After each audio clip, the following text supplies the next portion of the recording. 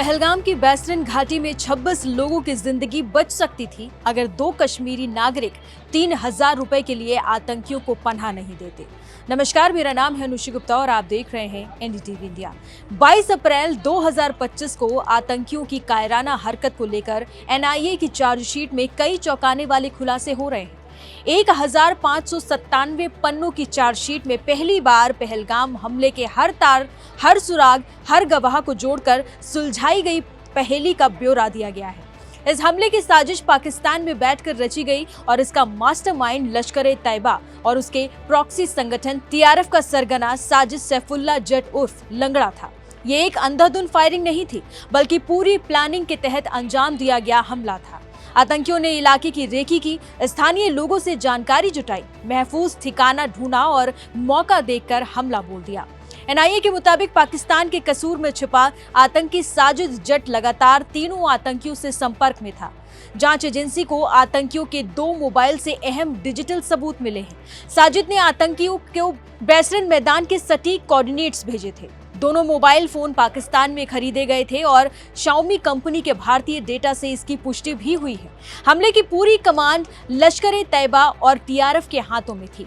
लेकिन जो डिटेल दिल दहला देती है वो है कुछ स्थानीय लोगों का आतंकियों को पनाह देने की बात। चार्जशीट के मुताबिक 21 अप्रैल की शाम करीब 4 बजे तीनों आतंकी बैसरन के पास मौजूद एक ढोक यानी पहाड़ी झोपड़ी तक पहुंचे। ये झोपड़ी स्थानीय निवासी परवेज अहमद की थी। सबसे पहले आतंकियों को स्थानीय पौनी ऑपरेटर बशीर अहमद ने देखा था। आतंकियों ने अल्लाह का नाम लेकर खाने और सुरक्षित ठिकाने की मांग की।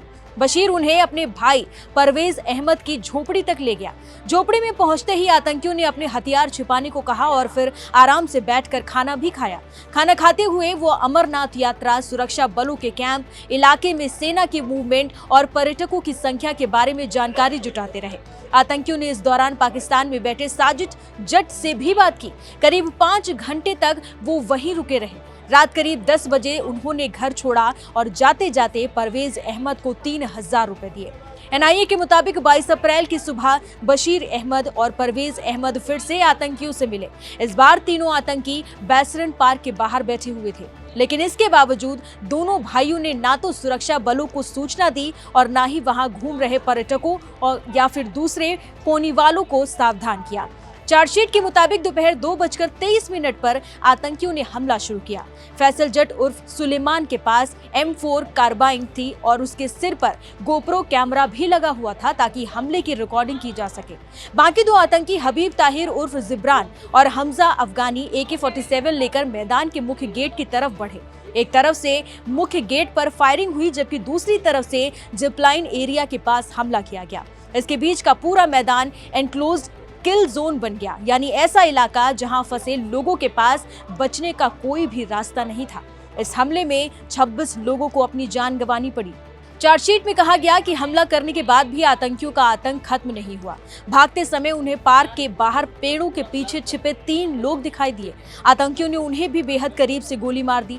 इसके बाद आतंकियों ने सेलिब्रेटरी फायरिंग की। जांच एजेंसी के अनुसार इससे साफ है कि आतंकी इस नरसंहार को अपनी कामयाबी मान रहे थे। सुरक्षा बलों ने इस कायराना हमले में शामिल तीनों आतंकवादियों के खिलाफ ऑपरेशन महादेव लॉन्च किया और 93 दिनों के लगातार अभियान के बाद 28 जुलाई 2025 को तीनों आतंकवादियों को मार गिराने में कामयाब हुए। चार्जशीट के जरिए पहली बार तीनों आतंकियों की तस्वीर भी सामने आई है। एनआईए ने बताया कि इस केस की जांच अभी भी जारी है। एजेंसी अब ड्रोन के जरिए भेजे गए हथियार, नकदी और ड्रग्स के नेटवर्क की पड़ताल कर रही है। इसके अलावा आतंकियों के ओवरग्राउंड वर्कर्स, डिजिटल नेटवर्क और जैश-ए-मोहम्मद, अल-कायदा, हमास जैसे दूसरे आतंकी संगठनों से भी संभावित संबंधों की भी जांच की जा रही है। इस केस में अब तक 1113 गवाहों से पूछताछ की जा चुकी है। इस एक्सक्लूसिव रिपोर्ट को हम तक पहुंचाया है हमारे संवाददाता मुकेश शेंगर ने। आपको इस खबर पर क्या लगता है? क्या ऑपरेशन सिंदूर के बाद पाकिस्तान ऐसी कायराना हरकतों से बाज आ पाएगा? अपनी राय कमेंट में जरूर बताइए।